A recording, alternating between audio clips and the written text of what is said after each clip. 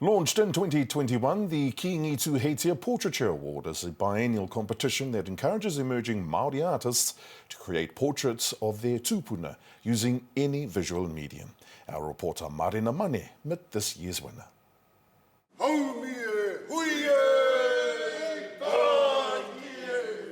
The opening ceremony of an art exhibition curated by the New Zealand Portrait Gallery, a competition which saw 96 entries in total, 43 finalists and only one winner, Stevei Houkāmau.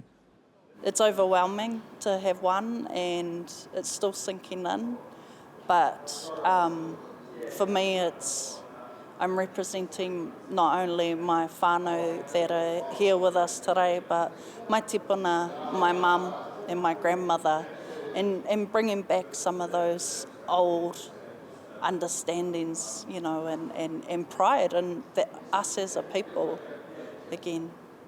The winning piece entitled Kia whakatōmuri te haere whakamua, I walk backwards into the future with my eyes fixed on my past, an ode to her great-great-grandmother of Ngāti Porou. The artwork is based off one of my nannies, Hene Mauria. She was alive around the 16th century. That's also the name of our marae, and another marae on Bay of Plenty side of the coast. And I chose her because, you know, when you have such a lineage of strong Māori women, or, you know, tupuna, you know, where do you start? Who do you choose? And I chose her, one, because, you know, that is the name of our marae, but also because she was the mother of Rua Taupare, that was the wife of Tū Whakairiora, who was a great Ngāti Porou chief. An esteemed portrait artist himself and a judge of the competition, Mr. G, or Graham Hoite, says coming into this space is very special to him due to the representation of traditional and modern works.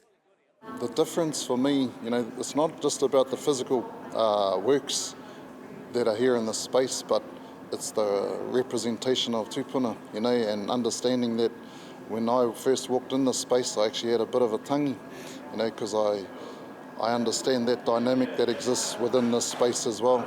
So I've done a bit of a mihi and a karakia. So it's very, you know, it's a very moving space because of that fact too. And it's important for people who come here to be aware of that aspect too when they walk in here. Mr. G says that Stevie's piece impacted him and the other judges on multiple layers.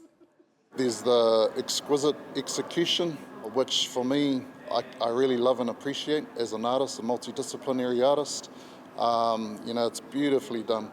But also the hohonitanga of her whakaaro behind it as well. You know, tōna tūāpapa, foundational, you know, regarding whakapapa. And so for me, you know, kora te mea nui, you know, as indigenous artists, our superpower is the fact that we are connected to the stories that we tell through our mahi. And, you know, that's so beautifully depicted in her mahi.